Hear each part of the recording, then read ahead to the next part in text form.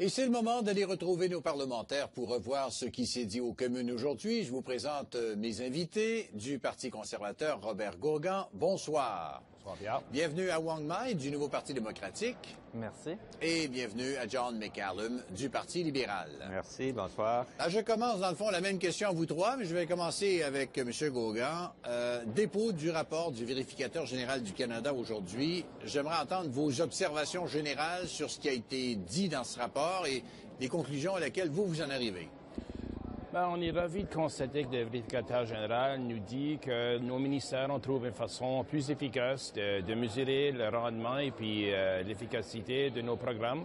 Alors, on étudie toujours attentivement ces recommandations, puis dans l'optique d'être plus efficace, évidemment, on va faire le suivi de ces recommandations importantes.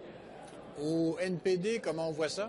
On voit encore que c'est des promesses comme quoi ils vont suivre les recommandations du vérificateur général, mais ce qu'on voit, nous, c'est que c'est un gouvernement qui n'est pas fiable, qui n'est pas responsable. Le rapport le dit clairement que c'est un mauvais gestionnaire au niveau des fonds publics. On perd 3,1 milliards de dollars. On ne sait pas où est-ce que cet argent-là est parti. C'est de l'argent qui était supposé d'aller dans la lutte contre le terrorisme. Aujourd'hui, on n'est pas capable de retrouver les traces de ça. Pire encore, 29 milliards au niveau de l'Agence du revenu qui n'est pas capable d'aller chercher au niveau de l'impôt impayé. Puis ça, c'est quelque chose qu'on avait soulevé depuis longtemps. Il y avait un problème, même le vérificateur général l'avait soulevé.